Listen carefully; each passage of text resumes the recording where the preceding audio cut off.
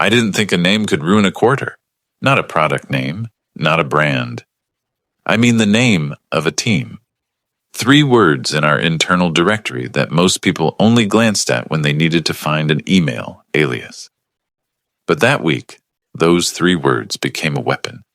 I'm a mid-level lead at a mid-sized tech company, big enough to have legal reviews for PowerPoint titles, small enough that one manager's ego can still bend reality for a few days before anyone notices. We just finished a reorg, the kind where people pretend it's strategic alignment, but it's really a reshuffle of budgets and reporting lines after someone higher up made a promise they couldn't keep. My team used to be called Core Systems. It was a strong name. It sounded important. It also belonged to my manager, Darren, at least in his mind. Then the company split our division. Core Systems was redefined as a different function attached to a different VP with a new cost center. Darren was moved sideways into a role that looked fine on paper, but came with less influence. Meanwhile, I was asked to build a new team under our new umbrella. Same people, same work, but a new mandate and a new identity. HR and brand didn't care about ego, they cared about structure. They told me the new team name had to reflect our scope and match the new org chart. So I did the boring corporate thing. I made a 1-page proposal, sent it to Darren, looped in HR, and waited through the usual slow approvals. We landed on platform reliability, not flashy, not heroic, but accurate, and more importantly, approved. I had the email chain. HR confirmed it. Brand confirmed it. Legal didn't object. Our internal directory and Slack channels were set to change that Friday night. That should have been the end of it. It wasn't.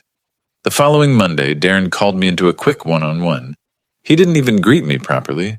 He just looked over his laptop and smiled like he'd already won something. "I'm keeping my old team's name," he said. "It sounds better than yours." I blinked. "We can't. Core Systems is now under a different cost center." He waved his hand. "It's internal. Nobody cares. Names are perception." Perception, that's the word people use when they want credit without responsibility. I kept my voice calm. HR signed off. Brand signed off. They already scheduled the directory updates. Darren leaned back, totally relaxed. "I already told them to keep it. It's cleaner." I stared at him. "Who did you tell?" He tapped his keyboard like that answer was beneath him. "Doesn't matter." That was the first time I felt something cold settle in my chest. Because Darren wasn't just being stubborn. He was acting like the system existed to obey him. And I knew what he didn't. Team names weren't just labels for us. They were tied to budget routing, access groups, procurement approvals, and reporting dashboards. If you changed them the wrong way, you could misroute incident ownership, mess up compliance reporting, even send the wrong metrics to the wrong exec. In other words, if Darren forced the old name back onto us, it wouldn't just bruise my pride. It could break processes that people got fired for breaking. I didn't argue. Not because I was scared. Because arguing with Darren was like arguing with a drunk driver at a red light. He wouldn't hear you. He'd just hit the gas harder to prove he could. So I did what I always did when I felt a situation turning dangerous. I started collecting facts. After that meeting, I went back to my desk and opened the approval chain. HR's confirmation, brand's confirmation, the directory request ticket, the scheduled change window, the system notes that said the old name belonged elsewhere now. Then I opened our internal admin portal, the one only leads and managers had access to, and checked the changelog for our org labels. Nothing yet, which meant Darren hadn't done it. Not officially, not through the proper process, but he'd said it with confidence, which meant he had a plan. That afternoon, I messaged our HR partner. Neutral tone, simple question. "Hey, quick one. Are we still scheduled to move the team name to Platform Reliability this week?" HR replied within 15 minutes. "Yes, that's the approved name for your org. Why?" I didn't answer immediately because at that exact moment, Slack refreshed, and I saw Darren had changed his display title. Not job title. his title line, the one that appears under your name in meetings. It now said, Manager, Core Systems. I stared at it. It was petty. It was performative. And it was the first public step. Then I got the notification that made my stomach tighten. A calendar invite, company-wide, created by Darren, Core Systems Weekly Sync. Same meeting time, same attendees, just a new name. He wasn't trying to keep a team name, he was trying to keep the story. He wanted leadership to see Core Systems on slides and calendars and assume he still owned the most important piece of the organization. And the worst part? If nobody challenged it early, it would become true by repetition. That's how corporate myths get built. And that's when I saw the second problem. The invite included a guest I didn't recognize, a senior HR operations manager, someone higher than our usual HR partner. I clicked their profile, and under their name, I saw something that told me Darren had already escalated. Org structure and governance. Governance. I took a slow breath, because Darren wasn't just renaming meetings anymore. He was pulling in the people who enforce the rules, and I didn't know yet whether he'd lied to them or whether they were about to ask me why the org name was changing without the right approvals. Either way, I understood something clearly. This wasn't going to stay a petty argument. This was going to turn into an official question, and whoever answered it wrong was going to take the fall. I didn't know it yet, but that decision would cost them everything. The HR governance meeting was scheduled for 15 minutes. It lasted 42. Darren joined first, camera on, shoulders back, like he was about to accept an award. I joined a minute later with my notes open and the approval chain pulled up, because I already knew how this would go. Confident liar versus calm paper trail. The HR ops manager, Rachel, started neutral. Thanks for making time. We're seeing a discrepancy between the approved org structure and what's showing in the directory and recurring invites. Before we fix anything, we need to understand who authorized the changes. Darren smiled like the word authorized was cute. I'll make it simple, he said. We're keeping the old name. It's recognized internally. It's cleaner. The new one was unnecessary. Rachel didn't react. Who approved that decision? Darren didn't answer directly. He never does when the question has teeth. Well, I'm the manager, and the team name has been Core Systems for years. Changing it creates confusion. I kept my tone flat. The change wasn't optional. Core Systems now maps to a different cost center under a different VP. HR and brand approved platform reliability for our org. Darren turned his head slightly, like he was amused I was speaking. See? He said to Rachel. This is the problem. He's treating a label like a legal contract. Rachel looked at me. Can you forward the approvals? I already did, I said and dropped the thread into the chat. HR approval, brand approval, the ticket number, the scheduled change window. Clean, time-stamped, boring in the best way. For the first time, Darren's smile tightened. Rachel skimmed, then asked the next question. Darren, did you submit a request to override this? Darren leaned forward. I told them to keep the old name. I didn't override anything. I corrected it.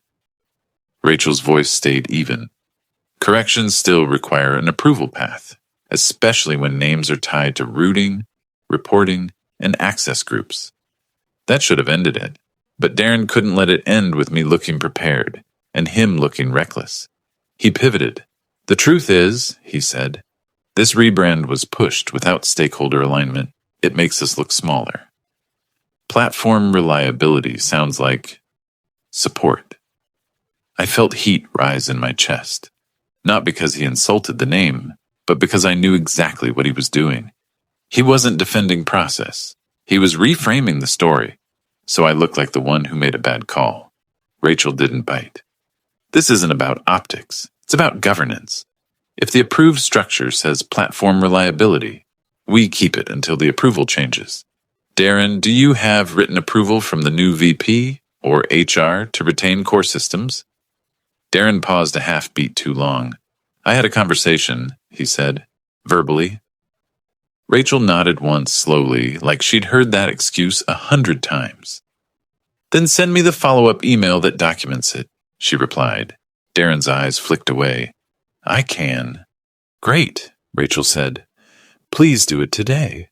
Until then, we revert to the approved name and lock the directory entry so it can't be edited without HR ops. She looked at me. And you do not make any further changes on your side. If anything shifts again, tell me immediately. I could have felt relieved. Instead, I felt accused, because the sentence landed like both of you are the risk. The meeting ended with action items and polite corporate language. Darren stayed on camera an extra second after Rachel disconnected and stared at me like I'd humiliated him. Then he smiled again, thin this time. You didn't have to make it a thing, he said. I didn't, I answered. You did. He left the call without responding. 10 minutes later, my Slack started popping. A teammate messaged, Hey, did the org name change again? My calendar says core systems now. I didn't move at first. I just stared at the message like it was a bad joke. Then I opened the directory. Manager, Darren Org. Core systems. My stomach dropped. Rachel had said she'd lock it. So how was it changed again? After the meeting? I pulled up the admin portal and checked the audit log. There it was. An update submitted through ServiceNow. Same timestamp. 8 minutes after the call ended. Requester, Darren approval. Auto-approved, manager of record. Applied by Directory Automation. I read it twice. Auto-approved, manager of record. And suddenly the ugly, boring reality made sense. The HRIS hadn't fully updated after the reorg. In the system, Darren was still recognized as the manager with authority to approve org label updates. Because his manager of record status lagged behind the new governance rule, Rachel thought was already enforced. He didn't need permission. He found the crack where the rules hadn't finished loading. And then silence. The kind that means something has gone wrong. Because I realized something else at the exact same moment. If the directory automation treated core systems as our org again, then everything tied to that label could shift with it. Email aliases, access groups, on-call routing, reporting dashboards. Not hypothetically, operationally. I didn't go back to Darren. That would have been useless. I went straight to the people who actually control reality. Identity and IT operations. I opened a priority ticket, attached the HR approval chain, and wrote one sentence I knew would trigger the right eyes. Org label is being changed via auto-approval exploit, risk of misrouting incidents and access controls. 5 minutes later, an identity engineer pinged me. You're right, he wrote. The manager of record field is stale. He can still push changes. We can stop it, but it'll take an emergency lock. Do it, I replied. Then my phone buzzed. Pager duty. Not my rotation, not my service. But the incident title made my blood run cold. Core systems, SEV2, client auth failures. My team chat exploded. Why are we being paged? I can't access the runbook. This isn't our stack. I clicked the incident details and felt my throat tighten. The on-call routing for the real core systems had been mapped to our group, because the directory label now pointed to Darren's org again. In other words, Darren didn't just steal a name, he stole the escalation path. And now, while a client was locked out and executives were watching the timer, my team was the one holding the bag, with no access, no context, and no authority to fix the underlying system. I took one breath and made a decision. I wasn't going to let his ego burn my people. So I joined the bridge, calm voice, clean plan, and started building the case that would end him. The incident bridge sounded like every high-severity call I'd ever been on. Tight voices, half-finished sentences, that faint edge of panic. People try to hide behind calm professionalism. But this one had a different problem. We weren't just missing context. We were missing permission. Who's incident commander? Someone asked. A director from client success spoke up. I'm here. We have a top-tier customer locked out. We need ETA. Silence followed. The kind of silence that makes executives start talking. I unmuted. I'm not on the actual core systems team. We were paged due to a routing error, tied to an org label change. I can help stabilize and get the right responders on the bridge, but we need to correct ownership immediately. A woman I didn't recognize snapped, "So why are you on this call?" "Because your governance is broken," I thought. Out loud, I said, "Because the system believes my group is responsible. If we don't fix the routing, we waste another 20 minutes while a client watches the clock." I pulled up the incident page and confirmed what my gut already knew. The service tags pointed to the real core system stack: authentication gateway, entitlement service, token issuer. None of my team owned that. We were platform reliability. We handled tooling, SLO reporting, on-call hygiene. We were infrastructure adjacent, not authentication. My team started pinging me privately. "I can't access the runbook. I'm getting permission denied on the dashboard. This is not our service." They weren't incompetent. They were blocked. And the system logs didn't care about intentions. I opened a second window to Identity's chat thread. "Need emergency lock now," I typed. "We're on a Sev2 bridge. Routing is wrong. Access groups might be wrong too." The Identity engineer replied fast. "Locking org label updates at directory layer, but routing changes propagate through a couple systems. Give me 5-10. I hated that he'd written a range. Execs hear ranges as failure. I went back to the bridge and kept it factual. "We're triaging symptoms while we bring the correct owners in. I'm pulling in the core systems on call directly. If anyone has their alias, drop it." Someone from Ops replied, "It should already be on call." "It should," I said. "It isn't." I didn't wait. I searched the directory for the real core systems manager, because I'd seen his name weeks ago in reorg notes. "Gabe Monroe, Director Core Systems." I messaged him directly. "We're on a Sev2 for auth failures, your services. Our group got paged due to routing misconfig. Can you join bridge and pull your on-call?"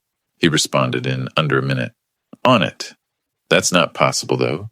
We didn't change anything." I stared at that message and felt the first real wave of dread. Because in corporate incidents, "we didn't change anything" is never true. It just means nobody knows what changed yet. Gabe joined the bridge, voice clipped. "This is Core Systems. We're investigating. First question. Why did platform reliability get paged?" I said. "Org label was reverted to Core Systems via auto-approved request. Routing and access groups likely followed. We're correcting it now." Gabe went quiet for a beat.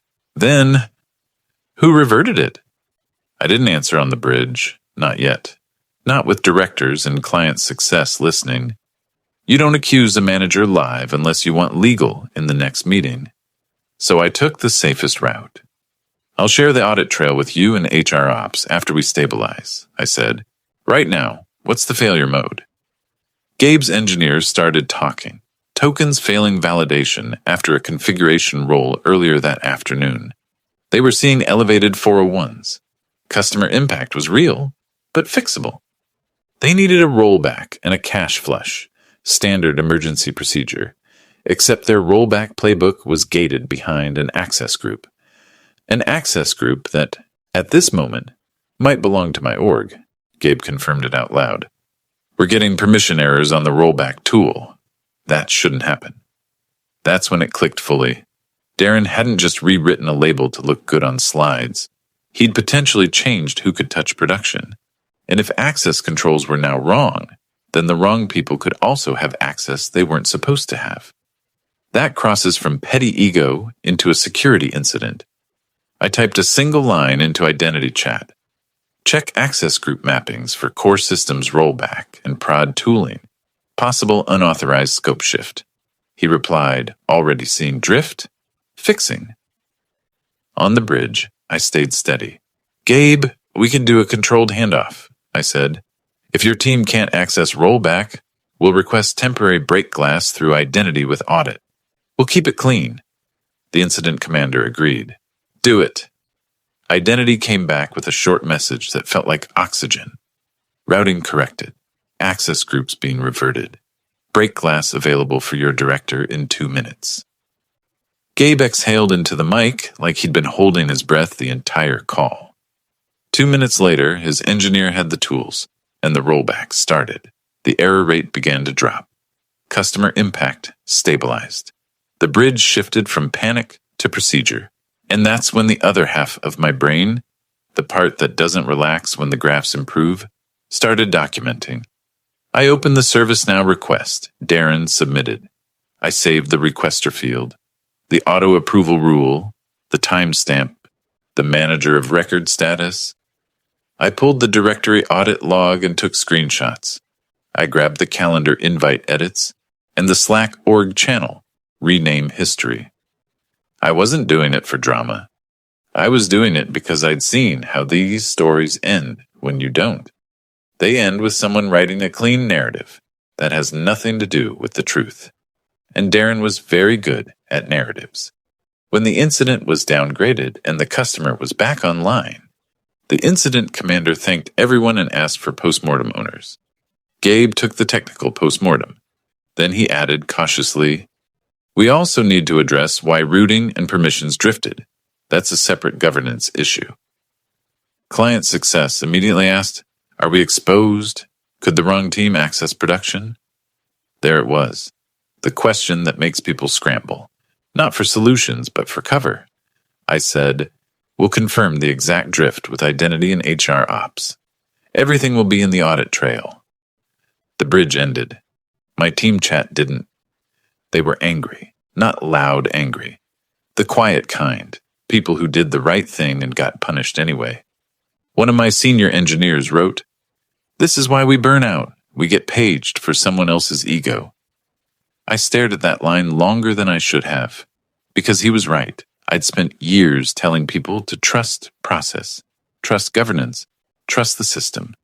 And in one afternoon, a stale HR field and a manager with insecurity had proven the opposite.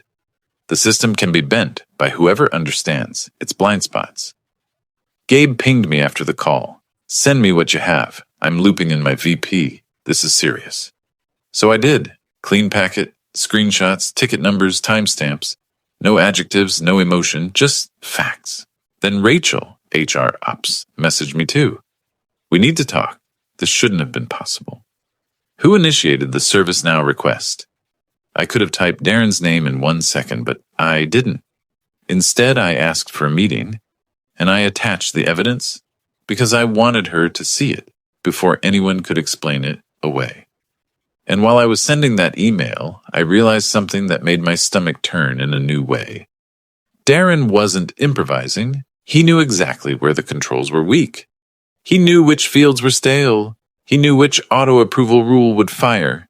He didn't stumble into a loophole. He used one, which meant he would use it again. They thought I was just trying to keep a team stable. I wasn't. I was trying to keep my people from getting dragged into the next disaster he created. And I knew now, finally, clearly, that if I didn't end this the right way, with evidence and consequence, Darren would keep rewriting reality until someone else paid the price. By Tuesday morning, the incident graphs were back to normal. But the building felt different, like everyone was speaking softer because the walls had started listening. Rachel from HR Ops booked a governance follow-up with a bigger invite list than I expected. Identity, IT Ops, InfoSec, and a legal partner I'd never met. Gabe joined too, along with his VP. Darren accepted the invite within 5 minutes. Of course he did. When the call started, Darren turned his camera on immediately. Hair perfect, background blurred, the kind of posture people use when they're planning to win on vibes instead of facts. Rachel didn't waste time. "We had a Sev 2 where the wrong group was paged and the right group lost access to rollback tooling," she said. "We traced it to an org label change submitted through ServiceNow and approved through an auto-approval rule tied to a stale manager of record field. Before we discuss controls, we need intent. Darren, why did you submit that request?" Darren didn't flinch. "I didn't submit it to cause harm," he said. "I submitted it to prevent confusion. The rebrand was rushed. People still recognize core systems. The incident proves changing names creates chaos." Gabe's VP spoke, calm but sharp. The incident was caused by a production config role, Darren. The chaos came from routing drift. Don't rewrite this. Darren smiled like he'd expected pushback. With respect, he said, routing drift is a systems failure. I'm not responsible for how identity maps groups. Identities engineer, same guy from the chat, finally spoke. You are responsible for triggering the change, he said. The audit log shows the request came from your account, 8 minutes after an HR governance call, where you were explicitly told the approved name would be enforced. Darren's eyes flicked to the side for a split second. That timeline is misleading, he said. I had leadership direction to keep the old name. I was acting on stakeholder feedback. Rachel leaned forward. Which leadership? Darren hesitated, then chose his answer like a gamble. Our VP, he said, and Gabe. We spoke about continuity. Gabe's face hardened. That's not true. The call went quiet for half a beat, long enough that I could almost hear Darren's brain searching for a new story. He recovered fast. Maybe not you directly, Gabe, but your team. The message was clear. Gabe's VP cut in. Name the person. Darren's jaw tightened. I don't want to throw anyone under the bus. That line was almost funny, coming from a man actively trying to use the bus as a weapon. Rachel's legal partner spoke for the first time. Darren, you're not being asked for politics. You're being asked for authorization. If you're claiming leadership direction, you will need something written. Email, ticket comment, Slack message, anything. Darren nodded as if he'd prepared for that. I have it, he said. I can forward it. I didn't move. I didn't speak. I just watched. Because I'd been in enough rooms like this to know the moment where the liar decides whether to double down or retreat. And Darren doubled down. 2 minutes later, Rachel posted a message in the chat. Received an email screenshot from Darren stating approval. Screenshot, not a forward, not a link, not a message with headers, a screenshot. InfoSec's analyst, quiet, methodical, asked one simple question. Can you forward the original email, Darren? We need headers and timestamps. Darren's smile got thinner.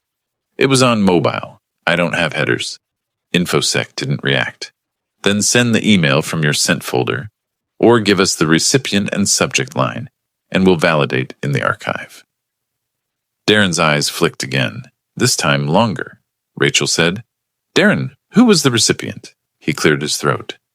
Rachel, This is getting blown out of proportion. That was the moment my stomach unclenched. Not because I enjoyed it, because it meant the truth was finally heavier than his confidence. Gabe's VP spoke again. This isn't proportion. This is governance and access control. Your action shifted paging and permissions on a production-critical system. That's a policy breach. Darren tried to pivot to me. And let's be honest, he said. This escalated because he went around me. He opened priority tickets, pulled other teams in, and made it sound like a security issue. He created panic. Every face on that call turned slightly toward me. I didn't defend myself emotionally. I didn't argue tone. I did the only thing that works in these rooms. I brought receipts. I can walk through the sequence, I said. 1 minute. I shared my screen, a clean timeline with timestamps. HR approval chain for platform reliability. The governance call where Rachel instructed reversion to approved name. The ServiceNow request filed 8 minutes after that call. Auto-approval rule triggered by stale manager of record field directory. Label change propagating into on-call routing. Incident bridge where we couldn't access runbooks. Identities confirmation of drift and emergency lock. Break glass access granted to correct owners with audit trail. I kept my voice steady the entire time. I didn't claim breach, I added. I said there was risk of misrouting and access control drift. That risk became real. We stabilized. Then I documented. That's it. InfoSec asked, do we have confirmation whether access groups changed beyond routing? Identity answered, yes. Some group mappings drifted. We reverted them. no evidence of malicious access, but the scope change itself violates policy. Legal's tone sharpened. Darren, if you used an administrative loophole to override governance after being instructed not to, that's misconduct. If you falsified evidence of approval, that's a separate issue. Darren's face changed, subtle but unmistakable. He was still upright, still composed, but his eyes had lost that lazy certainty. I didn't falsify anything, he said quickly. I was trying to protect the team's identity. Gabe's VP didn't let him hide behind that word. You endangered the team, he said. You endangered the company. For a name. Rachel exhaled, like she'd been holding the professionalism together with her teeth. Here's what happens next, she said. Directory changes are frozen pending governance update. Darren, your admin privileges for org structure changes will be removed immediately. InfoSec will validate the approval claim through archive search. Legal will determine next steps. Darren opened his mouth, probably to negotiate, to charm, to reframe. He didn't get the chance. InfoSec spoke one last line, flat and final. Darren, please do not delete or modify any emails, tickets, or messages related to this. Your account is now under preservation. I felt the air shift on the call. That sentence doesn't mean don't do it. It means we're already watching. The meeting ended without anyone thanking anyone. 10 minutes later, Darren messaged me privately on Slack. You really want to do this? I stared at it for a long time. Then I closed the chat, because I realized something simple. This was never about what I wanted. This was about what he'd earned. And by late afternoon, the first consequence hit the floor like a dropped glass. Darren's calendar invites stopped updating. Then his access to the org admin portal disappeared. Then, just before end of day, Rachel sent one short email to the core group. Darren will be out of office effective immediately. Interim management assigned. I didn't smile. But for the first time all week, I felt my shoulders drop. Because the system finally had stopped bending for him. And I still had one thing left to do before this was over. That night, I didn't feel victorious. I felt tired in a clean way, like the kind of exhaustion you get after carrying something heavy for too long, then finally setting it down. The next morning, the company moved on the way companies always do, quietly, efficiently, like nothing happened. The incident post-mortem went out under Gabe's team. Graphs, timestamps, action items. The words were careful. Routing drift. Manager of record lag. Auto-approval misconfiguration. Nobody wrote ego. Nobody wrote sabotage.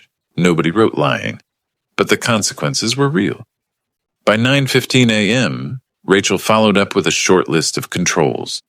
Org labels could no longer be changed through the self-service request path.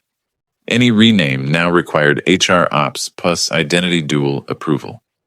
On-call routing was decoupled from directory labels and tied to service ownership tags instead. Break glass access policy was updated and added to training for all leads. That list was the kind of boring that protects people. And then my director called me. Not a calendar invite, not a Slack message. A real phone call, rare in our world. Which is how I knew it wasn't just a good job pat on the head. Are you okay? He asked first. It caught me off guard.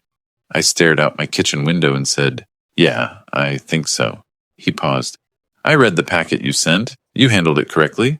You protected the company and your team. I didn't say thank you. I didn't know what to do with praise that arrived after weeks of being told to stay quiet and be flexible. He continued. We're going to formalize you as the manager of record for your org effective today. HR already updated the system. This won't happen again. I exhaled slowly. Good. Then he said the line that finally made the whole week click into place. Darren wasn't removed because he liked a name, he said. He was removed because he tried to rewrite governance to make himself look bigger. He didn't ask me to speculate. He didn't ask for gossip. He didn't ask what I'd heard.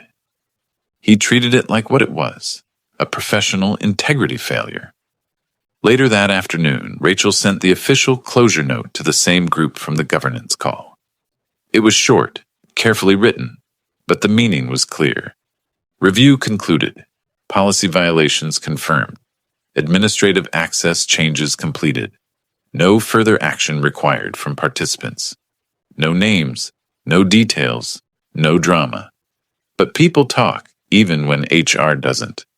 By the end of the day, I'd already received 3 different just checking in messages from managers I barely knew. The corporate version of, "We saw. We believe you. We're glad it wasn't us." What surprised me most was my team. They didn't celebrate Darren being gone. They just breathed. Our senior engineer, same one who'd said burnout, sent a message in our channel. "Appreciate you not letting this get pinned on us." That was it. No speech, no emojis, just a sentence that felt heavier than any compliment, because it meant they'd been watching how I handled pressure, and they'd been deciding whether they could trust me to protect them when it mattered. That evening, I did one last thing, not for revenge, but for closure. I opened the internal directory and searched the org. Platform reliability. The name was back. Approved. Locked. Under it, for the first time all week, the reporting line was correct. The cost center was correct. The on-call alias was correct. The access groups matched service ownership. Everything lined up the way it should have from the beginning. And right beneath the org name, right where Darren had tried to plant himself like a flag, was my title. Not a vanity title, not a status symbol. Just the one thing that mattered. Manager of record. I sat there for a moment and realized why the whole thing had hit me so hard. It wasn't the arrogance. It wasn't even the lie. It was the idea that someone could drag an entire team into operational risk just to feel important. That's what broke something in me, and maybe that's what fixed something too. Because from that week on, I stopped trying to win with arguments. I stopped trying to be understood by people who didn't care. I started winning with systems, documentation, controls, audit trails, and the kind of calm that makes liars run out of room. Darren thought a name was a crown. For me, it became a lesson. In corporate life, you don't protect yourself with anger. You protect yourself with evidence. And when someone says, "I'm keeping what sounds better than yours," you don't fight them over the sound. You let governance ask one question. Who approved it? Because the right question doesn't create drama. It ends it.